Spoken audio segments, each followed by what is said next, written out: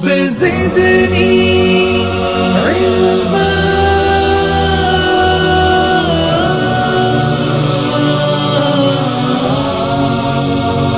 رب زدنی علما الف لام علم کی روشنی زندگی زندگی اے خدا آئے نا زندگی بھر کمی عقل و دانش فہم ہے یہ تیرا کرم یوں ہی کرتا رہے تو عطا رب زدنی علما. السلام علیکم ورحمۃ اللہ وبرکاتہ. اعوذ باللہ من الشیطان الرجیم. بسم اللہ الرحمن الرحیم.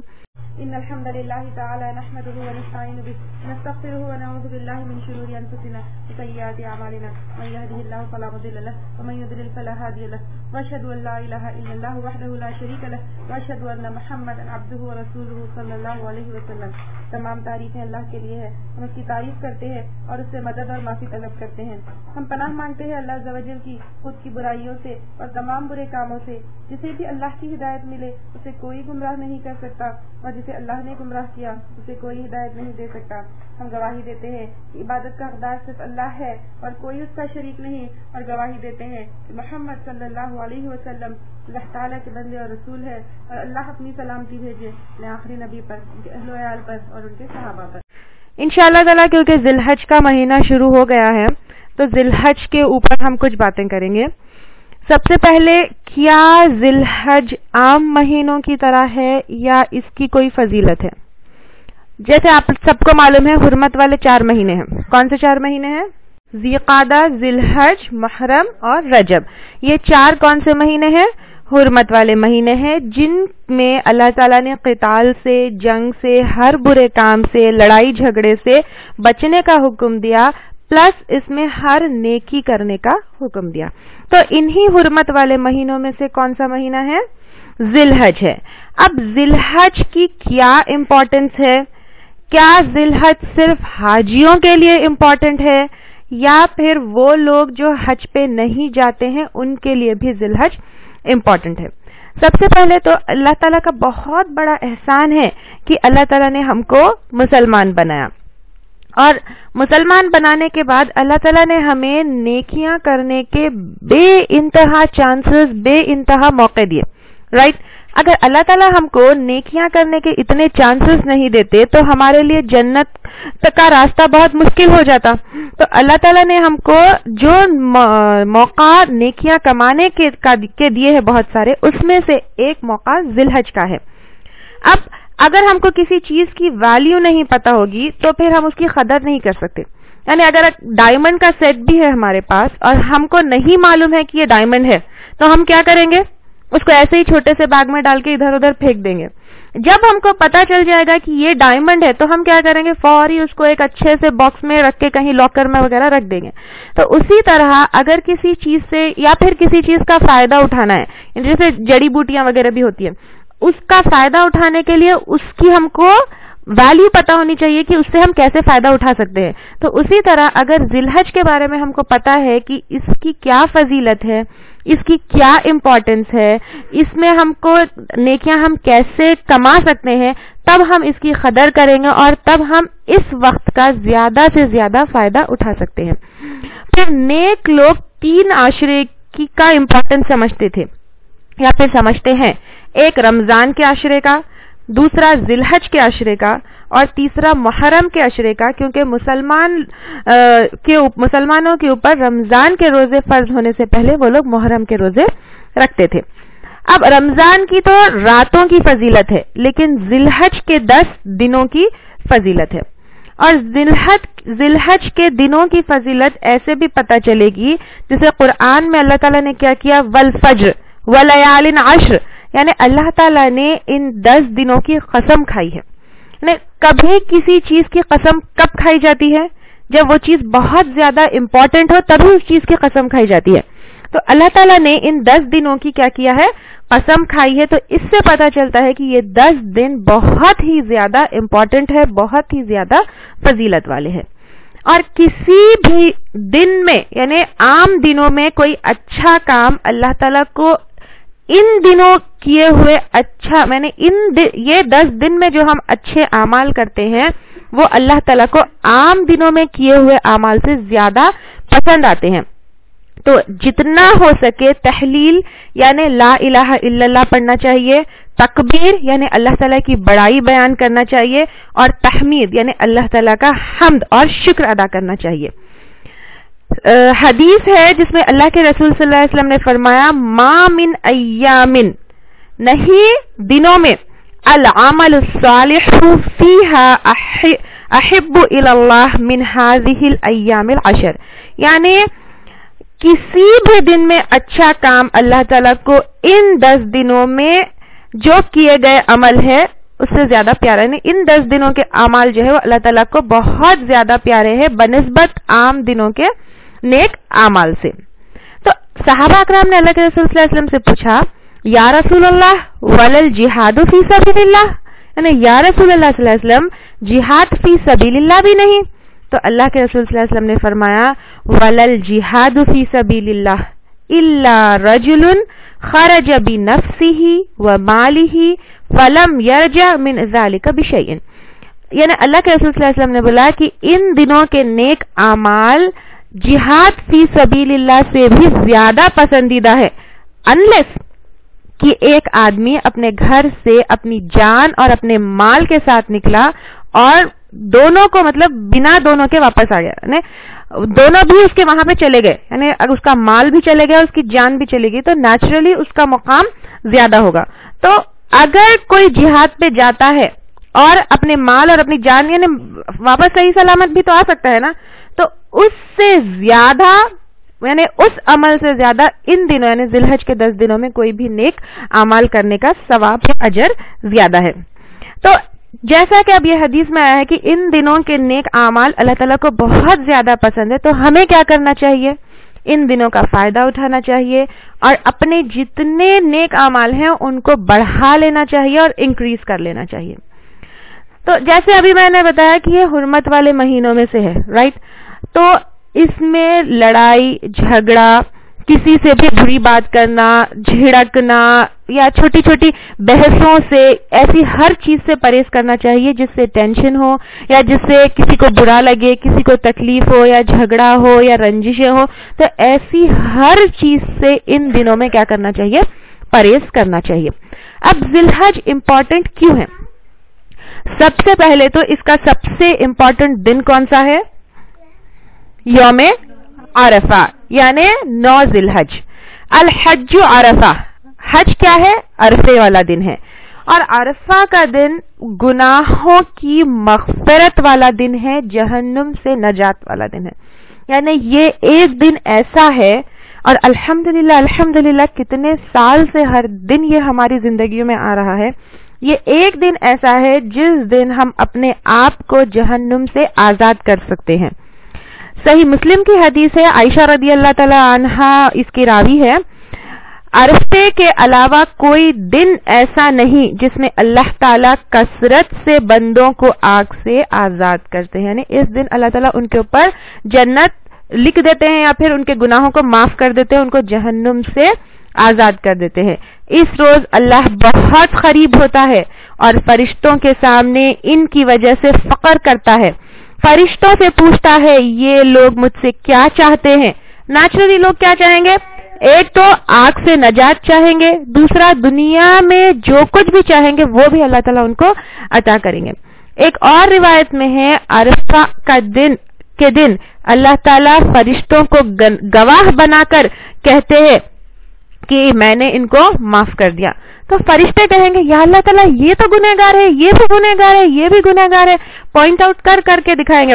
تو اللہ تعالیٰ بولیں گے میں نے اس کو بھی معاف کر دیا, اس کو بھی معاف کر دیا, اس کو بھی معاف کر دیا. تو کتنی بڑی بات ہے دیکھیے کہ اللہ تعالیٰ اس دن میکسیمم نمبر آف پیپل کو کیا کریں گے؟ معاف کر دیں گے. پھر اللہ کے نزدیک عرفہ کی بہت فضیلت ہے. اللہ فرشتوں کے سامنے فخر کرتے ہیں اور کہتے ہیں میرے بندے دور دراز سے الجھے بالوں گردالو سر میری رحمت کی امید کرتے ہیں, میرے عذاب کو دیکھا نہیں پھر بھی مجھ سے ڈرتے ہیں. یعنی کسی نے بھی جہنم کو نہیں دیکھا, کسی نے بھی اللہ کے عذاب کو نہیں دیکھا, پھر بھی بندے کیا کرتے ہیں, اس عذاب سے ڈرتے ہوئے اللہ تعالیٰ کی عبادت کرتے ہیں. تو اللہ تعالیٰ کو یہ ادا بہت پسند آتی ہے اور اللہ تعالیٰ سب کو معاف کر دیتے ہیں.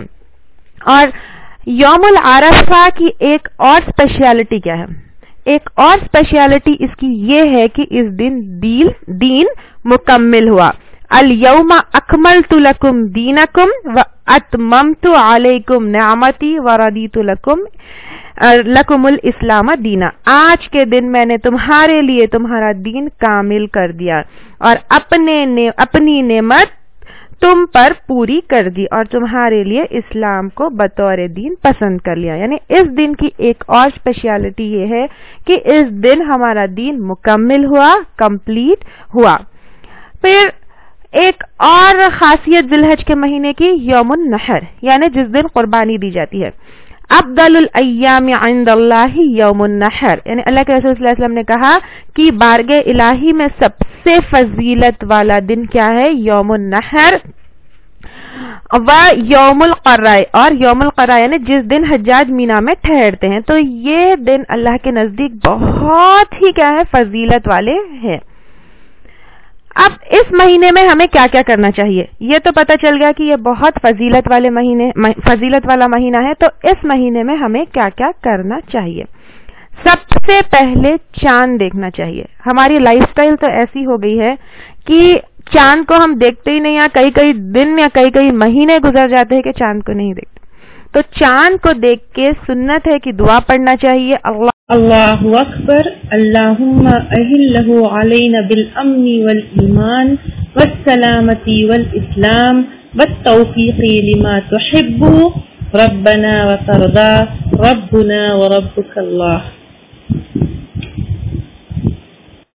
اس کا ترجمہ ہے اللہ سب سے بڑا ہے, اے اللہ تو طلوع فرما ہم پر امن اور ایمان اور سلامتی اور اسلام کے ساتھ, اور توفیق جس کو تو پسند فرماتا ہے. اے ہمارے رب تو راضی ہو جا, اور ہمارا اور تمہارا رب اللہ ہے. نا چاند کو ہم بولتے ہیں کہ ہمارا رب اور تمہارا رب اللہ ہے. یعنی اب دیکھیے اگر ہم دعا کے ساتھ شروع کریں تو کتنی اچھی بات ہے کہ یہ مہینہ, ایک تو ہمیں حاجیوں کے لیے دعا کرنا چاہیے کہ جو وہاں جاتے ہیں سلامتی اور امن کے ساتھ جائے اور اچھے سے ان کا حج ہو جائے. پھر جو پیچھے رہ جائے وہ بھی ان کی فضیلتوں کے ساتھ کا فائدہ اٹھائے. پھر حج. اب ایک تو ہو گیا کہ اس میں چاند دیکھیں گے. اب دوسری عبادت کون سی ہے؟ دوسری عبادت جو اس مہینے میں کی جاتی ہے وہ حج ہے, جو فرض ہے. کس کے اوپر فرض ہے؟ مسلمان, آزاد, عاقل, بالغ, جو استطاعت رکھتا ہو, یعنی مالی استطاعت بھی رکھتا ہو, ساتھ میں جسمانی استطاعت بھی رکھتا ہو, اور عورت کے لیے محرم کا ہونا ضروری ہے. تو جس کے اوپر حج فرض ہے اس کو چاہیے کہ حج فوری کے فوری کر لے. ایک ہمارے پاس یہ ہے کہ بچوں کی شادی پہلی ہو جانی چاہیے, گھر پہلے بن جانا چاہیے. جب تک اپنے پورے فرائض پورے نہیں ہوتے تب تک حج نہیں کرنا چاہیے. بالکل غلط کانسیپٹ ہے. جو مسلمان ہے, آزاد ہے, عاقل ہے, بالغ ہے, استطاعت رکھتا ہے, اور جو عورت کے ساتھ محرم ہے اس کو امیڈیٹلی حج کر لینا چاہیے. ایک اور ہمارے پاس یہ ہے کہ ذہن پختہ ہونا چاہیے, میچور ہونا چاہیے, سمجھ ہونا چاہیے. یہ ایسا کچھ نہیں ہے جیسے ہی بالغ ہو جاتا ہے, یعنی بچہ یا بچی جب بھی بالغ ہو جائے یہ ضروری نہیں ہے کہ اس کو 20 سال ہو جائے یا 24 سال ہو جائے یا 29 سال ہو جائے اس کے بعد حج کرے, یا شادی کے اتنے سال گزر جائیں اس کے بعد میچورٹی آ جائے گی, سمجھ آ جائے گی. ایسا بھی نہیں ہے, نہ کہ ایسا ہے کہ اپنے پورے فرائض پورے کر کے یا گھر بنا کے بچوں کی شادی کر کے, اس طرح بھی نہیں ہے. کیونکہ اللہ کے رسول صلی اللہ علیہ وسلم نے کہا من قدر علی الحج فترکہ فلا علیہ ان یموت یہودیا او نصرانیا. جس نے قدرت رکھنے کے باوجود حج نہ کیا, اس کے لیے برابر ہے یہودی ہو کر مرے یا عیسائی. یعنی کوئی فرق نہیں پڑتا کہ وہ یہودی ہو کے مرے یا عیسائی ہو کے مرے, یا اس کا مسلمان ہونا کوئی فائدہ ہی نہیں دیتا, کیونکہ اس نے استطاعت رکھتے ہوئے حج کی امپورٹنس کو نہیں سمجھا, حج کو اپنے پیٹھ کے پیچھے ڈال دیا. پھر ایک اور حدیث میں ہے تعجلوا الى الحج یعنی الفریضۃ فإن احدکم لا یدری ما یعرض له, یعنی فریضہ حج ادا کرنے کے لیے جلدی کرو کیونکہ کسی کو معلوم نہیں کہ اسے کیا عذر پیش آ جائے. یعنی جیسے ہی حج فرض ہو جائے فوری کے فوری کر لینا چاہیے, کیونکہ پتہ نہیں کیا آگے مشکل آ جائے.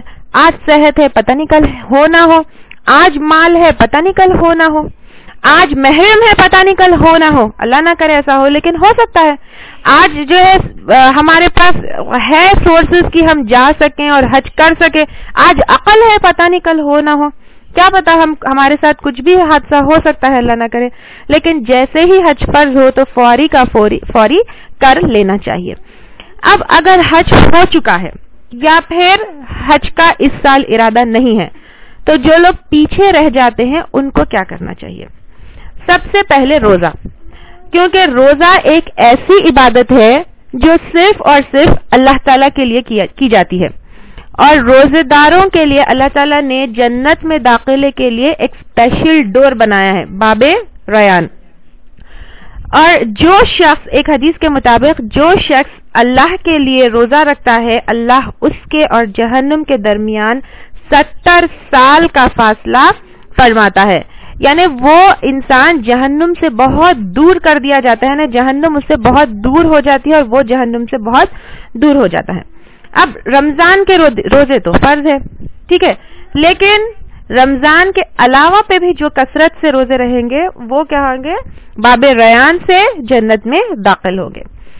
اب 9 ذی الحج کا روزہ یعنی یوم العرفہ کا روزہ سب سے زیادہ افضلیت والا یا سب سے زیادہ امپورٹنٹ ہے, کیونکہ اللہ تعالیٰ نے فرمایا یغفر السنۃ الماضیہ والباقیہ, یعنی دور کرتا ہے اللہ تعالیٰ پچھلے اور آنے والے سال کے گناہ کو. یعنی جو 9 ذی الحج کے دن روزہ رہتا ہے اللہ تعالیٰ اس کے آگے آنے والے سال اور پچھلے جو چلے گئے سال یعنی 2 سال کے اس کے گناہ معاف ہو جاتے ہیں.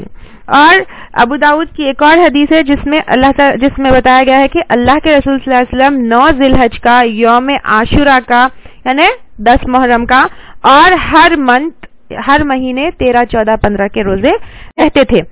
لیکن حاجی یہ روزے نہیں رہیں گے کیونکہ ان کو اسٹیمنا چاہیے, ان کو اسٹرینتھ چاہیے حج کے لیے, تو یہ روزے نہیں رہیں گے. اور جیسے کہ میں نے بتایا کہ ہر عبادت کو کثرت سے کرنا چاہیے, تو ذی الحج کے 1 سے لے کر 9 تک روزے رہنے میں بھی بہت فضیلت ہے. اور اسپیشلی عورتیں یہ کر سکتی ہیں کیونکہ رمضان کو گزرے کچھ ہی دن ہوئے ہیں, جو رمضان کے روزے چھوٹ گئے ان کی اگر قضا ان دنوں میں کر لیں تو بنسبت سادے دنوں میں کرنے کے ان دنوں میں کرنے کا زیادہ ثواب ہے. اگر وہ ہو چکے تو ان دنوں میں بھی روزے رہنے کا بہت زیادہ اجر و ثواب ہے, کیونکہ ان دنوں میں کی ہوئی عبادت اللہ تعالیٰ کے نزدیک بہت پسندیدہ ہے. اب روزہ تو ہو گیا, ٹھیک ہے, یا تو آپ قضا رہ لیں گے تو اس میں بہت زیادہ فضیلت ہے, اگر قضا ہو چکے تو پھر دوبارہ رہ لیجئے گا. دوسری ایک اور اہم عبادت ان دنوں میں دعا ہے, یعنی خیر الدعاء یوم العرفہ, یعنی بہترین دعا یوم العرفہ کی دعا ہے. تو ان دنوں صرف یوم العرفہ کے دن تو کثرت سے دعا کرنا چاہیے. حاجیوں کے ساتھ ہم کو بھی اس دن روزہ رہ کے دعاؤں میں شامل ہونا چاہیے. پلس پورے 9 دن کیا کرنا چاہیے؟ دعاؤں کی کثرت کرنا چاہیے. پھر دعا بھی ہو گیا, روزے بھی ہو گئے, نیکسٹ نوافل کا اہتمام کرنا چاہیے کیونکہ اس کی بھی کیا ہے بہت فضیلت ہے. یہ بھی نیکی کرنے کا ایک ذریعہ ہے. تہجد میں کثرت کی جا سکتی ہے کیونکہ سب سے پہلے قیامت کے دن اگر کسی چیز کا سوال ہوگا تو وہ کس چیز کا سوال ہوگا؟ نماز کا سوال ہوگا. اور کفر اور اسلام کے بیچ میں کون سا فرق ہے؟ نماز کا ہی فرق ہے. اسی طرح نوافل جو نمازیں ہوتی ہیں وہ کیا کرتی ہیں, جو ہم سے کوتاہیاں ہو گئی ان کو کمپنسیٹ کرتی ہیں. تو جتنی ہو سکے تہجد میں کثرت کرنا چاہیے, یا پھر صلاۃ الضحیٰ یعنی چاشت کی نماز پڑھنا چاہیے. تو اس طرح نوافل میں بھی کثرت کرنا چاہیے, نفل نمازیں بھی زیادہ پڑھنا چاہیے. پھر ذکر, جیسے اللہ تعالیٰ نے فرمایا وَيَذْكُرُ اسْمَ اللَّهِ فِي أَيَّامٍ مَّعْلُومَاتٍ, یعنی ان 10 دنوں میں اللہ تعالیٰ کا بہت زیادہ ذکر کرنے کو اللہ تعالیٰ نے کہا ہے. سورہ بقرہ میں بھی ہم پڑھ چکے فَاذْكُرُونِي أَذْكُرْكُمْ وَاشْكُرُوا لِي وَلَا تَكْفُرُونَ, تم مجھے یاد کرو میں تمہیں یاد کروں گا. اب یہ کیا ہے, جہنم سے نجات کا مہینہ ہے. تو اگر ہم اللہ کو یاد کریں گے, ہم ذکر کریں گے, تو اللہ تعالیٰ بھی ہمیں انشاءاللہ یاد رکھیں گے. یعنی اللہ تعالیٰ یاد رکھیں گے کہ اس کا مطلب یہ نہیں ہے کہ اللہ تعالیٰ بھولتے ہیں, اس کا مطلب یہ ہے کہ اللہ تعالیٰ اگنور نہیں کریں گے. پھر تم میرا شکر کرو اور میں میری ناشکری نہ کرو. سورہ احزاب میں بھی آیا ہے یا ایھا الذین آمنوا اذکروا اللہ ذکرا کثیرا وسبحوا بکرۃ واصیلا, یعنی ہمیں اللہ کا ذکر اتنا کرنا چاہیے کہ صبح اور شام کرنا چاہیے. اور ایک حدیث میں آتا ہے کہ اللہ کا ذکر اتنا کرو کہ لوگ تمہیں مجنون کہیں, یعنی اتنے دیوانے ہو جانا چاہیے. ہم کسی کا کریز جب ہو جاتا ہے ہم کو, یعنی کسی چیز کا, کبھی کوکنگ کا کریز ہو جاتا ہے تو کیا کرتے ہیں, صبح شام کوکنگ نئی ڈشز بنا رہے ہیں, یا کبھی آرٹس اینڈ کرافٹ کا کریز ہو جاتا ہے. تو اس طرح ہمیں ذکر کا کریز ہونا چاہیے کہ لوگ بولنے لگے کہ یہ تو مجنون ہو گیا ہے. پھر ایک اور حدیث میں ہے کہ جو رب کو یاد کرتا ہے اس کی مثال زندے کی سی ہے, اور جو یاد نہیں کرتا اس کی مثال کیا ہے, مردے کی جیسی ہے. پھر جیسے ابھی میں نے بتایا تھا الحج اشہر معلومات وَيَذْكُرُ اسْمَ اللَّهِ فِي أَيَّامٍ معلومات, یعنی اللہ تعالیٰ کا اس میں بہت زیادہ ذکر کرنا چاہیے. اور اللہ کا ذکر الگ الگ طریقے سے, سبحان اللہ, الحمدللہ, الگ الگ ہر طریقے سے کیا جا سکتا ہے. اور ذکر کا مطلب کیا ہے, ذکر کا مطلب ہے ذہن کے اوپر طاری رہنا.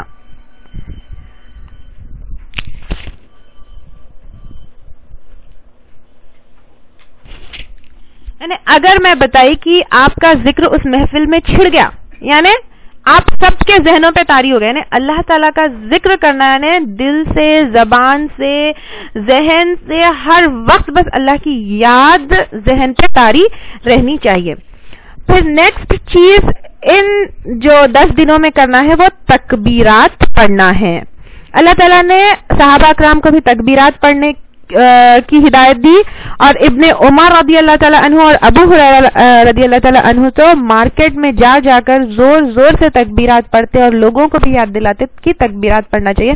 تو جتنا ہو سکے چلتے پھرتے, کھانا بناتے ہوئے, گھر کا کام کرتے ہوئے, آہستہ سے, کیونکہ عورتوں کو تو بلند آواز میں پڑھنی نہیں ہے, تو آہستہ سے پڑھ لیں, یا پھر گھر میں اتنی بلند آواز سے پڑھیں کہ اپنے شوہر کو, اپنے بچوں کو یاد دہانی کریں. اللہ اکبر, اللہ اکبر, لا الہ الا اللہ, اللہ اکبر, اللہ اکبر, اللہ اکبر وللہ الحمد, اس طرح تکبیرات پڑھی جاتی ہے. اللہ اکبر, اللہ اکبر, لا الہ الا اللہ, اللہ اکبر, اللہ اکبر, اللہ اکبر وللہ الحمد. اللہ اکبر, اللہ اکبر, اللہ اکبر, لا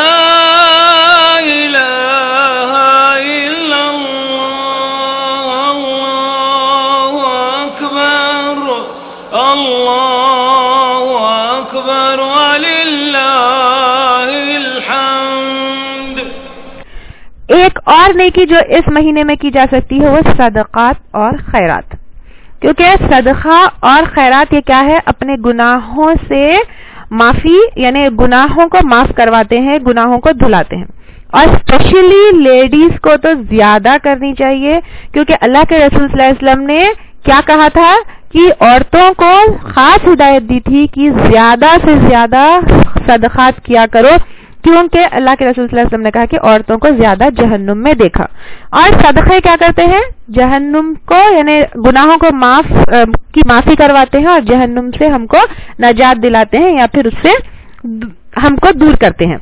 تو ان دنوں میں میکزیمم صدقات اور خیرات کرنا چاہیے جتنا ہو سکے پیسوں کی شکل میں. اچھا اب صدقہ کیا ہے؟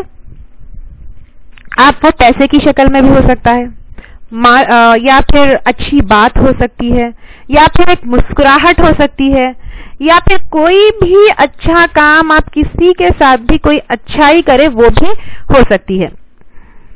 ایک حدیث کے مطابق صدقہ مال کو کم نہیں کرتا, اور ایک کھجور ہو سکتا ہے, ایک بات ہو سکتی ہے, کوئی علم کی کوئی چیز آپ نے کوئی سیکھا ہو تو وہ جا کر آپ کسی کو بتا سکتے ہیں, یا پھر جیسے کہ ہر کر سکتے ہیں کہ ہم اپنی کبرڈ کلین کر کے پرانے کپڑے جو ہے وہ غریبوں میں بانٹ سکتے ہیں, یا پھر خود کے پاس کچھ پیسہ رکھا ہوا ہو, یا گھر کا کچھ سامان ہے جیسے ٹیپ ریکارڈرز ہے, یا پھر آئرنز ہے, یا پھر اس طرح کی گرائنڈرز ہے, جو بھی ایک طرح سے ہماری کلیننگ کر کے ہم غریبوں کو دے سکتے. اس نیت سے, گھر کی کلیننگ کی نیت نہیں رکھنا چاہیے, اس نیت سے کہ اللہ تعالیٰ کی رضامندی حاصل کر لے. پھر اگر زکوٰۃ ڈیو ہے, یعنی کبھی کبھی کسی کی رمضان میں زکوٰۃ نہیں پوری ہوتی, تو اگر کسی کی زکوٰۃ ڈیو ہے تو ان دنوں کیا کیا جا سکتا ہے کہ وہ جو ڈیو زکوٰۃ ہے وہ بھی ادا کیا جا سکتا ہے. پھر اگر کسی کا قرض باقی ہو تو وہ بھی ادا کیا جا سکتا ہے. پھر اگر کوئی نظر مانگی ہو یا منت کچھ کی ہو تو اس کو, اچھا پھر وہ شرکیہ منت نہ ہو, صرف اللہ کے لیے نظر مانگی جا سکتی ہے, یعنی روزے کی یا پھر کچھ پیسے دینے کی یا پھر کچھ اس طرح کی نظر اللہ تعالیٰ کے لیے مانگی ہوئی ہو, تو پھر وہ کیا کی جا سکتی ہے, ان دنوں پوری کی جا سکتی ہے. اگر کوئی کفارہ باقی ہو جیسے روزوں کا باقی ہو یا کسی چیز کا باقی ہو تو ان دنوں وہ بھی کیا جا سکتا ہے, دیا جا سکتا ہے. اگر کسی کی امانتیں باقی ہو تو پھر وہ ادا کر دیں. کسی کی امانت ہمارے پاس رہ گئی ہو, کچھ لوٹانا ہے تو وہ بھی دی جا سکتی ہے. پھر رشتہ داروں, غریبوں اور مسکینوں کو ہیلپ کیا جا سکتا ہے کہ دیکھیں کہ ان دنوں میں کہیں ہمارے آس پاس ہمارا کوئی رشتہ دار یا کوئی دوست کوئی مشکل میں تو نہیں ہے, کوئی مسکین تو نہیں ہے جس کو ہم مدد کر سکتے ہیں. پھر نیکیوں میں اضافہ کرنے کے لیے قرآن کی کیسٹس یا پھر کچھ ایسے مفید لیکچرز, یا پھر جس طرح یہ لیکچر ہے اس طرح کے کچھ لیکچرز لوگوں میں بانٹے جا سکتے ہیں, جس کی وجہ سے لوگ پھر انٹرن کیا کریں گے, نیکیاں کریں گے جن کا ثواب پھر ہم کو ملے گا. پھر دوسروں کو ہم ان چیزوں کی یاد دہانی کروا سکتے ہیں. پتہ نہیں کون سی نیکی کب کام آ جائے. اور ذی الحج ایک ایسا مہینہ ہے جس میں تمام عبادتیں اکٹھے ہو کے آ جاتے ہیں. جیسے رمضان میں صرف روزے رہتے ہیں, رائٹ, لیکن ان دنوں میں حج بھی ہوتا ہے, روزہ بھی ہوتا ہے, ذکر بھی ہوتا ہے, صدقہ بھی ہوتا ہے, پھر قربانی بھی ہوتی ہے. تو یہ ایک ایسا مہینہ ہے جس کے اندر تمام عبادتیں اکٹھے آتی ہیں. پھر اب آتے ہیں سب سے آخری اس پہ کی قربانی. قربانی حاجیوں کو تو دینی ہے ہی ہے, اگر نہیں دیں گے تو ان کو روزوں سے فدیہ دینا ہے. قربانی کیا چیز ہے اس کے بارے میں تھوڑے یہ ڈسکس کریں گے کہ قربانی کا مطلب ہے قرب سے ہے. قربانی قرب سے ہے جس کا مطلب ہے قریب جانا. کس کے قریب جانا؟ جس کے ذریعے ہم اللہ تعالیٰ کی قربت حاصل کرتے ہیں, یعنی جس کے ذریعے ہم اللہ تعالیٰ کے قریب جاتے ہیں. یوم النحر جس دن اونٹ, گائے, بکری یا دمبا کسی کی بھی قربانی دی جا سکتی ہے. اب یہ قربانی کا طریقہ کب سے شروع ہوا؟ یہ بہت پہلے کی امتیں بھی دیتی تھی قربانی, جیسے حابیل اور قابیل نے بھی اللہ تعالیٰ کے نام پہ قربانی دی تھی. اور اللہ کے رسول صلی اللہ علیہ وسلم کو بھی اللہ تعالیٰ نے حکم دیا فَصَلِّ لِرَبِّكَ وَانْحَرْ, بے شک میری نماز, میری قربانی صرف اور صرف کس کے لیے ہونا چاہیے؟ اللہ تعالیٰ کے لیے ہونا چاہیے. اللہ کے سوائے کسی کے بھی نام پہ قربانی نہیں دی جا سکتی ہے. لیکن ہماری قربانی کا طریقہ کیا ہے, یعنی ہم کس کو فالو کر کے قربانی دیتے ہیں؟ جیسے اللہ کے رسول صلی اللہ علیہ وسلم نے فرمایا سنت ابیکم ابراہیم, یہ ابراہیم علیہ السلام کی سنت ہے, تو ہم ان کی سنت کو فالو کرتے ہیں. جیسے سورہ صافات آیت نمبر 100 to آیت نمبر 111 میں آتا ہے اس کا ذکر. من الصالحین فبشرناہ بغلام حلیم فلما بلغ معه السعي قال يا بني إني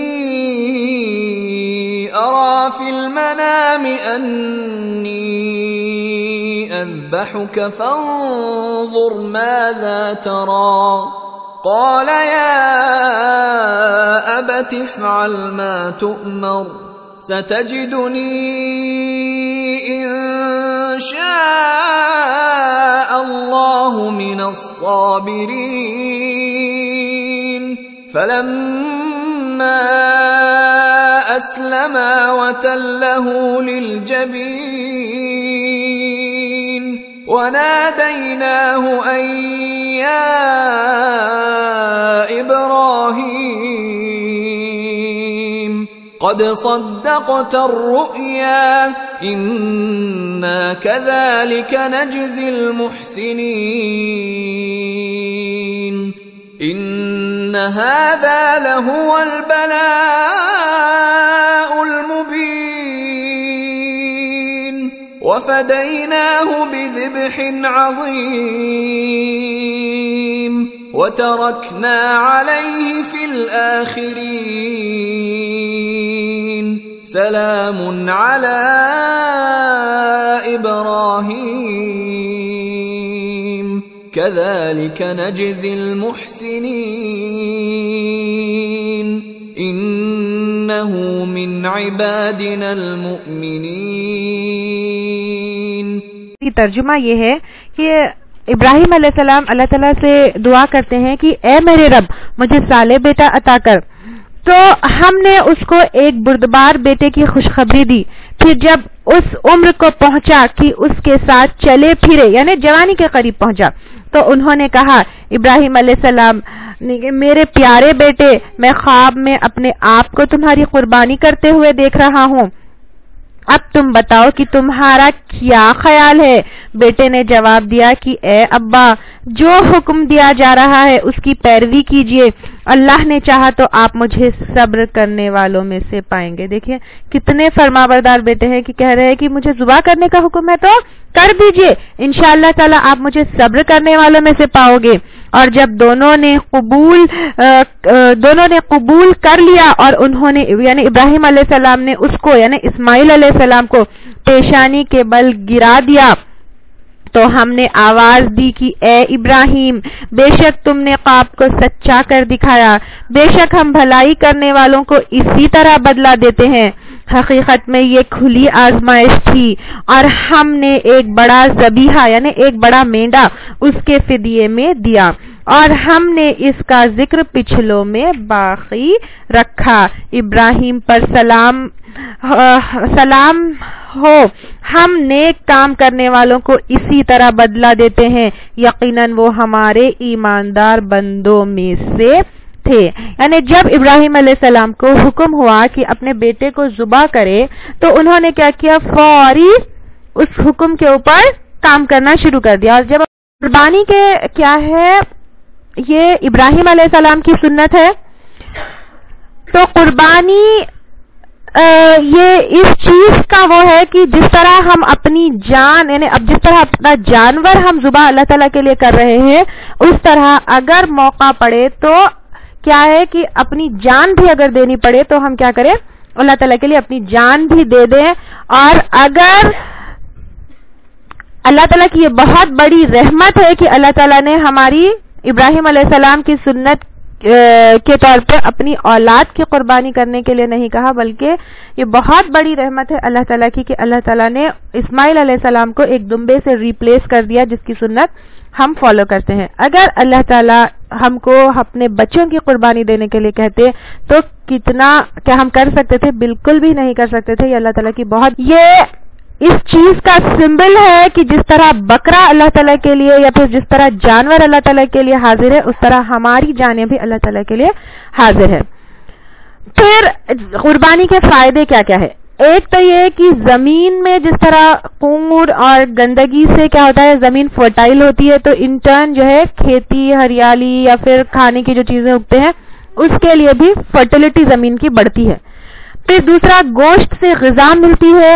عام دنوں میں لوگ اتنا گوشت نہیں کھاتے، غریب یعنی جن کو نہیں بھی ملتا وہ ان کو بھی موقع مل جاتا ہے کہ ان دنوں وہ لوگ اچھی غذا کھائے، گوشت وغیرہ کھائے. پھر کھال سے بزنس بڑھتا ہے. پھر دوسرا ریلیشن شپ بھی، یعنی لین دین سے، جس طرح ہم گوشت لینے، دیکھیں آپ عید کے موقع پہ کتنا اچھا منظر ہوتا ہے کہ ہم ان کو پہنچانے جا رہے ہیں، وہ ہم کو پہنچانے آ رہے ہیں، اس طرح ریلیشنز بھی اچھے ہوتے ہیں۔ اب قربانی کس کے اوپر واجب ہے؟ قربانی ان کے اوپر واجب ہے جن کے اوپر زکوٰۃ واجب ہے۔ یہ بالکل غلط ہے۔ صاحب نصاب ہونا یا کچھ ہونا یا اتنا مال ہونا یا اتنا سونا ہونا، اس کے اوپر قربانی فرض ہے، بالکل غلط ہے، کیونکہ اللہ کے رسول صلی اللہ علیہ وسلم کی 10 سال کی مدنی زندگی میں اتنے ان کے حالات ایسے نہیں تھے کہ 3 دن مسلسل وہ لوگ کوئی کوکڈ فوڈ کھائے، پڑھ چکے ہم لوگ یہ، رائٹ؟ لیکن پھر بھی ہر سال وہ لوگ قربانی دیتے تھے۔ کیا ان کے پاس اتنا مال تھا؟ نہیں تھا۔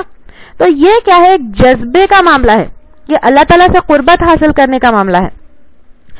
جیسے ایک حدیث میں آیا ہے، یا ایھا الناس ان علی اہل کل بیت فی کل عام اضحیہ، یعنی اے لوگوں، ہر سال ہر گھر پر قربانی ہے، یعنی ہر سال ہر گھر والوں کو، یعنی ہر گھر کو چاہیے کہ قربانی دے۔ پھر لن ینال اللہ لحومها ولا دماؤها ولکن ینالہ التقوی منکم، یعنی اللہ تعالیٰ کو قربانی کا گوشت نہیں پہنچتا، نہ کہ اس کا خون پہنچتا ہے، لیکن ہمارا تقوی، یعنی جس تقوی سے ہم قربانی کرتے ہیں وہ چیز اللہ تعالیٰ کو پہنچتی ہے۔ جو ایک اور حدیث میں ہے کہ جو حالت رکھتے ہوئے قربانی نہ کرے وہ ہماری عیدگاہوں کے قریب نہ آئے۔ لیکن آج کل دیکھیے الحمدللہ ہر کسی کی حالت ہے کہ وہ قربانی دے سکے، اتنے مہنگے مہنگے کپڑے خریدتے ہیں، اتنی مہنگی مہنگی چیزیں وہ کرتے ہیں، لیکن یہ کہتے ہیں کہ قربانی ہم پہ فرض نہیں ہے۔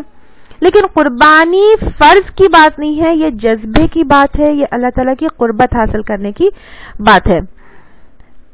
ایسا کیا جا سکتا ہے کہ جو کم استطاعت والا ہو، یعنی بہت زیادہ، اگر کیونکہ عید کے دنوں پہ ایسا ہوتا ہے کہ یوزلی بکرے یا جانور مہنگے ہو جاتے ہیں، سب سے پہلے کہ اگر بکرا نہیں ایفورڈ کر سکتے تو گائے میں یا اونٹ میں حصہ لیا جا سکتا ہے، یا پھر اگر بکرا دینے کا وہ ہے تو پھر یہ کیا جا سکتا ہے کہ جو ایفورڈ نہیں کر سکتا وہ کچھ دن پہلے لے کر اس کو رکھ سکتا ہے گھر پر، اور پال پوس کے پھر اس کی قربانی دینے سے پھر اس کی تو فضیلت آٹومیٹیکلی بڑھ جاتی ہے۔ تو قربانی پھر اس سے یہ ثابت ہوتا ہے کہ قربانی کیا ہے، کسی پرٹیکولر اماؤنٹ یا اتنا سونا یا اتنا وہ ہے یا پھر جس کے اوپر زکوٰۃ فرض ہے اس کے اوپر نہیں، قربانی ہر کسی کو دینا چاہیے۔ اور اللہ کے رسول صلی اللہ علیہ وسلم نے کیا کہا کہ جو قربانی کی استطاعت رکھتا ہو یا پھر حالت رکھتا ہو اور پھر بھی نہ دے تو وہ عیدگاہ کے قریب نہ آئے۔ کتنی وہ بات ہے، دیکھیں بالکل آئیے ہی مت بول رہے۔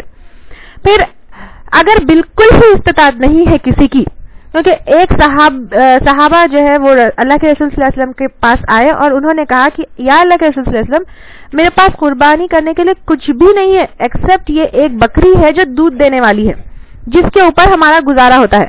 تو اللہ کے رسول صلی اللہ علیہ وسلم نے کہا نہیں، یعنی اتنا بھی ظلم نہیں ہے کہ اپنے روز کی زندگی کی جو سامان ہے یا پھر روز کی دودھ دینے والی جو بکری ہے گھر میں اس کو ذبح کر کے قربانی دینے کا حکم نہیں ہے۔ اور حدیث ہے ام سلمہ رضی اللہ تعالی عنہا، اس کی راوی ہے، اذا رأيتهم هلال ذي الحجة واراد احدكم ان يضحي فليمسك عن شعره واظفاره، یعنی جو کوئی ذی الحج کا چاند دیکھے اور قربانی کا ارادہ کرے تو اس کو چاہیے کہ وہ کیا کرے، اپنے بالوں سے اور ناخنوں سے بچے۔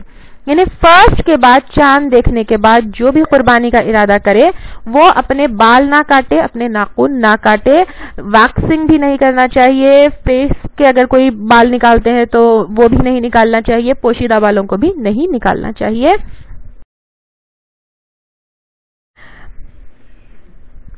اچھا، اگر کوئی کاٹ لے، یعنی اگر کوئی ان دنوں ناخن کاٹ لے، بال کاٹ لے تو پھر کیا ہے؟ اس کے لیے کوئی گناہ نہیں ہے، اس کے لیے کوئی فدیہ بھی نہیں ہے۔ جیسے اگر حاجیوں کو کاٹ لے تو فدیہ ہے، لیکن ایک سنت کے خلاف، ایک اللہ کے رسول صلی اللہ علیہ وسلم کی بات کے خلاف جانے کا وہ ہوگا۔ انسان اگر اس طرح کر لے تو اس کو استغفار کرنا چاہیے اور اللہ تعالیٰ سے معافی مانگنا چاہیے اللہ کے رسول صلی اللہ علیہ وسلم کی بات کے خلاف جانے کے لیے۔ پھر مسافر بھی ہو تو وہ بھی قربانی کرے گا, حاجی بھی ہے تو وہ بھی قربانی کرے گا. اب کتنی قربانی کرے گا, یہ بھی ایک بات ہمارے مسلمانوں میں سمجھ میں نہیں آتی کہ قربانی کے کتنے جانور دینا ہے. سب سے پہلے تو ایک گھر کے لیے ایک قربانی دینا یہ افضل ہے, کیونکہ اللہ کے رسول صلی اللہ علیہ وسلم ایک قربانی یعنی ایک بکرے کی قربانی دیتے. یعنی ہمارے پاس ایک مثال ہے کہ ایک بکرے میں صرف ایک ہی انسان کی قربانی ہوگی, لیکن اللہ کے رسول صلی اللہ علیہ وسلم جب بکرا ذبح کرتے تو کہتے اللہم تقبل من محمد, یعنی اللہ تعالیٰ قبول کرے کس کی طرف سے, محمد صلی اللہ علیہ وسلم کی طرف سے, و آل محمد, اور پورے ان کی فیملی کی طرف سے, و من امتی محمد, اور ان کی پوری امت کی طرف سے. تو اور پھر کبھی یہ بھی کہتے ھذا لک منی و من اہلی, یہ میری طرف سے اور میرے اہل کی طرف سے, یعنی پورے گھر والوں کی طرف سے. تو اس طرح اگر ایک بکرا ایک گھر کے لیے دیا جائے تو اس میں افضلیت ہے. اب جن کی جوائنٹ فیملیز ہے ان کو چاہیے کہ ایک سورس آف انکم کے لیے ایک بکرا ہو, اس میں سب کی قربانی ہو جائے گی. ایسے نہیں کہ میاں کے لیے ایک, بیوی کے لیے ایک, بچوں کے لیے ایک ایک. اور سنت کیا ہے, ایک بکرے میں پوری فیملی دی جا سکتی ہے. اور پھر اللہ کے رسول صلی اللہ علیہ وسلم نے ایک بار اپنے اکیلے کی طرف سے 100 اونٹ بھی دیے. تو اگر کبھی دل کرے تو ایک کی طرف سے کئی قربانی بھی دی جا سکتی ہے. اس میں تقوی کی بات ہے, اس میں جذبے کی بات ہے, اس میں اللہ سے قرب حاصل کرنے کی بات ہے. لیکن دکھاوے کے لیے, ریاکاری کے لیے اگر کوئی قربانی دے تو سارے اعمال بیکار, کیونکہ ریاکار کے کیا ہے, سارے اعمال بیکار ہیں. یہ بہت ٹریڈیشن ہمارے پاس, یا بہت یہ چلا آ رہا ہے کہ بہت زمانے سے ہمارے پاس اتنے بکرے کٹے, ہمارے پاس تو 20 کٹے, ہمارے پاس تو 25 کٹے, ہمارے پاس تو 30 کٹے. لیکن یہ کوئی دکھانے والی بات نہیں ہے. تو اگر ہم کو سنت کو فالو کرنا ہے تو اس چیز کو ایسے کرنا چاہیے کہ کبھی کبھی ایک گھر میں ایک دینا چاہیے, اور کبھی کبھی ایک سے زائد بھی ہم دے سکتے ہیں. لیکن بہتر ہے کہ کبھی ایک دیں, کبھی زیادہ دیں. اس کو کیا کریں, بدلتے رہے, ایک چیز کو سٹک نہ کریں. ٹھیک ہے.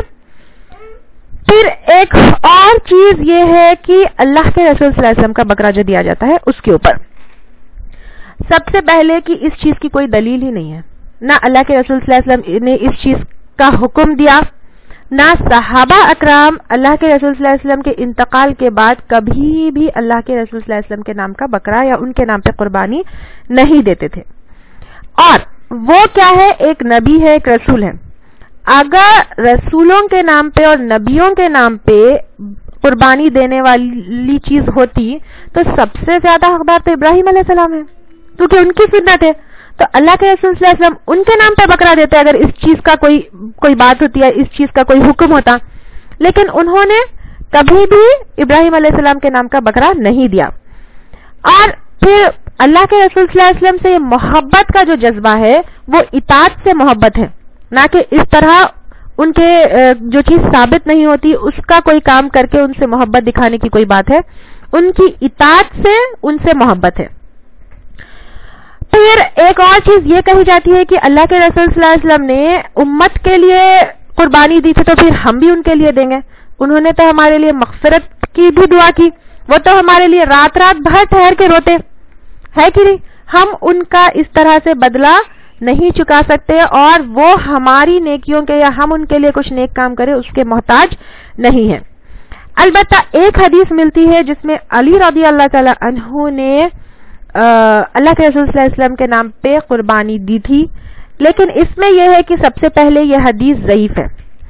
دوسرا یہ کہ اگر وہ انہوں نے دی بھی تھی تو اللہ کے رسول صلی اللہ علیہ وسلم نے ان کو اس چیز کی وصیت کی تھی. تیسرا یہ کہ انہوں نے صرف ایک ہی سال دی تھی جب ان کی وصیت تھی. تو اس چیز کو ہم کنسیڈر کرتے ہوئے ہم نہیں دے سکتے, کیونکہ نہ اللہ کے رسول صلی اللہ علیہ وسلم نے ہم کو کسی ایسی چیز کی وصیت دی. پھر یہ جو ہے وہ بھی ہے, ضعیف حدیث بھی ہے. پھر انہوں نے دی تھی تو پھر ایک ہی سال دی تھی ان کی وصیت کو پورا کرتے ہوئے, اگر یہ حدیث کو صحیح بھی مانا جائے تو. پھر میت کے نام پہ قربانی دینا, اس طرح کا بھی کام نہ اللہ کے رسول صلی اللہ علیہ وسلم نے کبھی کیا. یعنی خدیجہ رضی اللہ تعالی عنہا की भी तो मौत हुई थी उनकी जिंदगी में, है कि नहीं?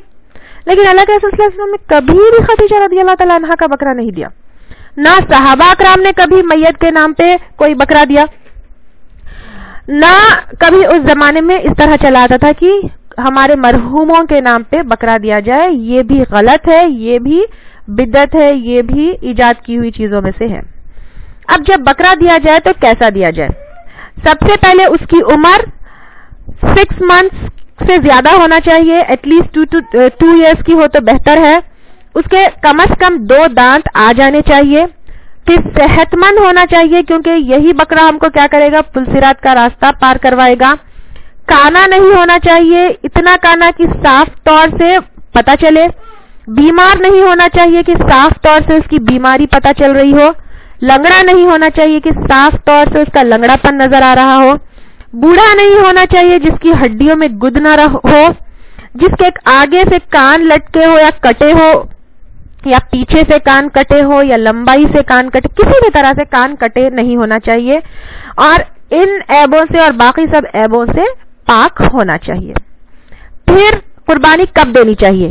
ईद की नमाज के बाद कुर्बानी देना चाहिए, क्योंकि वमन ज़बह क़ब्लु फ़इन्नमा हुवा लहमुन क़द्दमहु लिअहलिही लैसा मिनन नुसुकी फी शैइन, यानी जिसने ईद की नमाज से पहले कुर्बानी दे दी वो गोश्त है जो उसके घर वालों को पहुंचा, ना कि इसकी कुर्बानी हुई।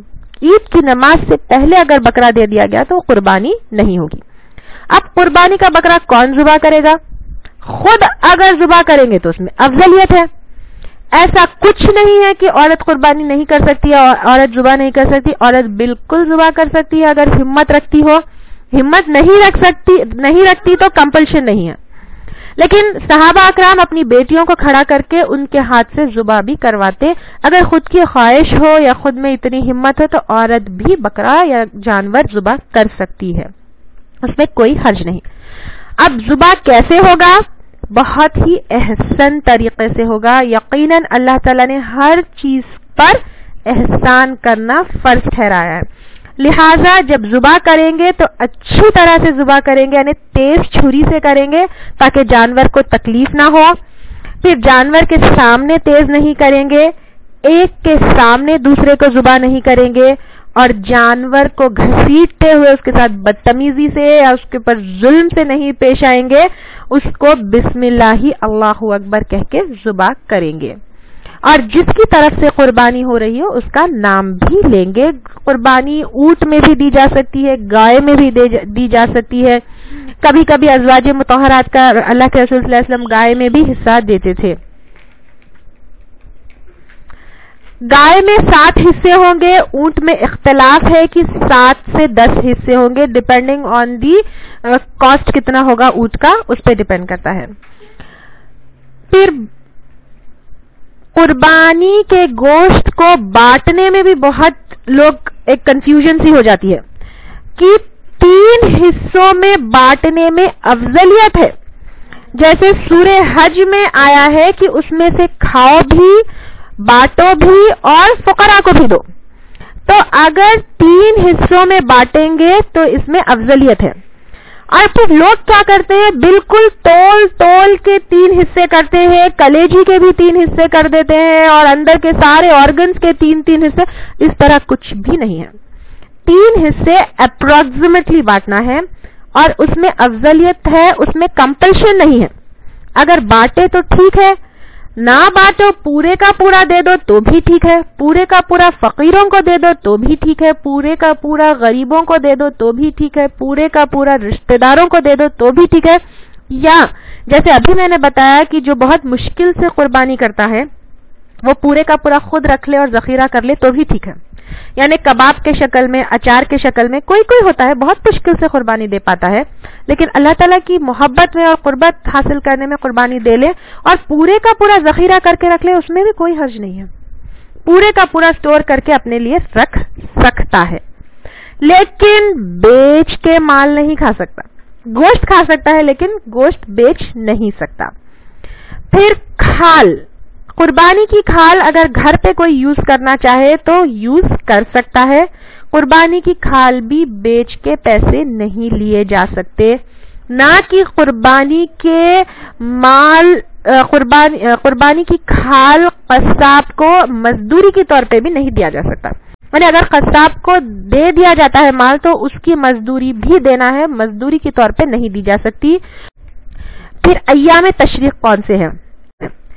ایک عید کا دن پلس اس کے بعد کے 3 دن یعنی 4 دن قربانی کی جا سکتی ہے. ٹل سنسیٹ یعنی چوتھے دن کے سنسیٹ تک کی جا سکتی ہے. پھر عید کیا ہے؟ عید اللہ تعالیٰ کی بہت بڑی نعمت ہے, اور اکثر عورتیں کہتے ہیں عید تو بڑی بورنگ گزری بھائی, عید تو بالکل اچھی نہیں تھی. بالکل ہی اللہ تعالیٰ کی ناشکری ہے عید کو بورنگ کہنا. عید اللہ تعالیٰ کا شکریہ ادا کرنا چاہیے. عید کے دن روزہ بھی حرام ہے. اللہ کے رسول صلی اللہ علیہ وسلم اس عید کو بقرعید کو بنا کھانا کھائے جاتے, غسل کر کے جاتے, سنت ہے. اچھا لباس پہن کے جاتے, یہ تو ہم الحمدللہ پہن ہی لیتے ہیں کیونکہ اللہ کے رسول صلی اللہ علیہ وسلم عید کے دن اور جمعہ کے دن سرخ چادر اوڑھتے. اور ایک بار اللہ کے رسول صلی اللہ علیہ وسلم کے گھر میں کیا ہوا تھا کہ کچھ بچیاں عید کے لیے نشید وغیرہ گا رہی تھی, تھوڑا گا رہی تھی, تو اللہ حضرت ابوبکر صدیق رضی اللہ تعالیٰ عنہ آتے ہیں اور کہتے ہیں کہ اللہ کے رسول کے گھر میں یہ کام. تو اللہ کے رسول صلی اللہ علیہ وسلم کہتے ہیں کہ ہر قوم کی عید ہوتی ہے, عید ہے رہنے دو. یعنی عید کے دن بچیاں تھوڑا ہنس بول لے, گا لے, بجانا نہیں, گا لے کچھ نشید اللہ تعالیٰ کے حمد و ثنا میں, یا چھوٹی پوٹی عید کی اس میں خوشی میں پوئٹری کر لے, تو پھر اس میں کوئی حرج نہیں. پھر عید کی نماز کے لیے اللہ کے رسول صلی اللہ علیہ وسلم پیدل جاتے تھے, لیکن کیونکہ آج کل مشکل ہے گاڑی یا سواری پہ بھی جانے میں کوئی حرج نہیں. ایک اور چیز یہ ہے کہ اکثر عورتیں عید کی نماز سے پیچھے رہ جاتی ہیں. صحیح بخاری کی حدیث ہے جس میں ام عطیہ رضی اللہ تعالی عنہا اس کی راوی ہے, اللہ کے رسول صلی اللہ علیہ وسلم نے عورتوں کو خاص طور سے عید کی نماز کے لیے جانے کا حکم دیا, اور یہ کہا کہ اگر حائضہ ہو یعنی اگر پیریڈز میں ہو تب بھی عید کی نماز کو جائے, لیکن نماز میں نہیں رہیں گی, وہ کیا کریں گی, پیچھے بیٹھیں گی لاسٹ میں اور دعا میں شامل ہوگی. اور اللہ کے رسول صلی اللہ علیہ وسلم نے کہا کہ اگر چادر نہ ہو تو اپنی بہن سے چادر مانگ کے جاؤ, اور اگر تمہاری بہن کو چادر دینے کے لیے اس کے پاس ایکسٹرا چادر نہ ہو تو 2 بہنیں ایک چادر میں جاؤ.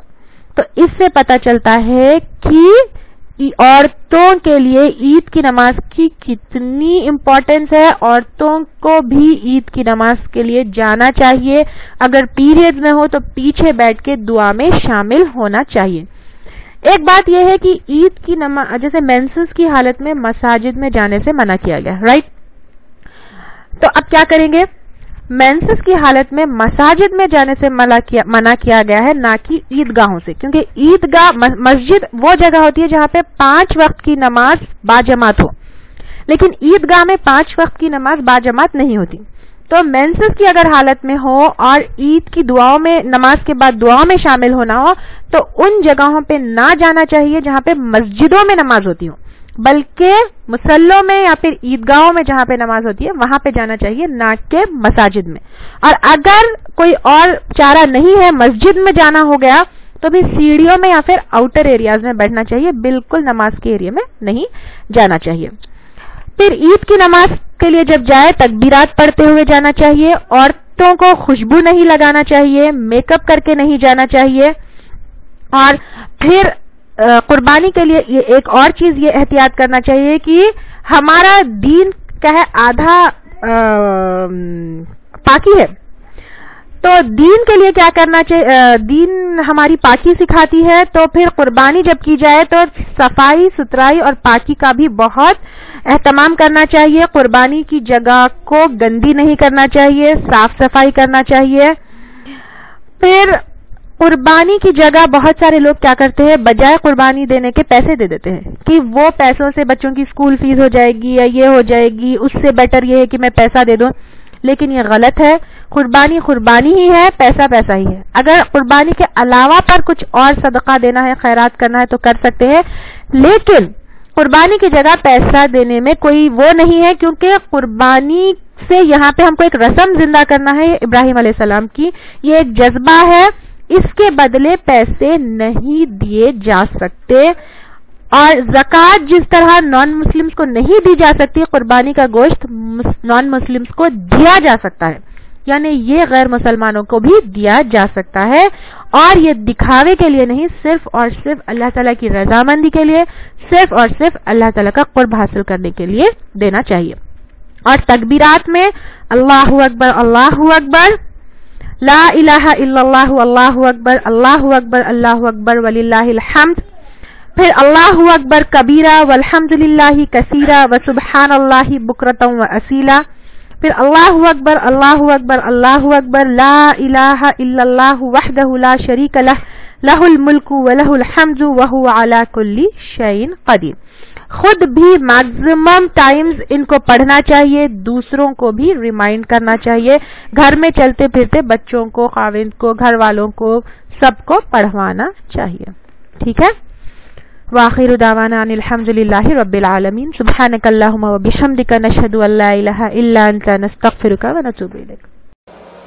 اللہ اکبر اللہ اکبر اللہ اکبر لا الہ الا اللہ اللہ اکبر اللہ اکبر وللہ الحمد.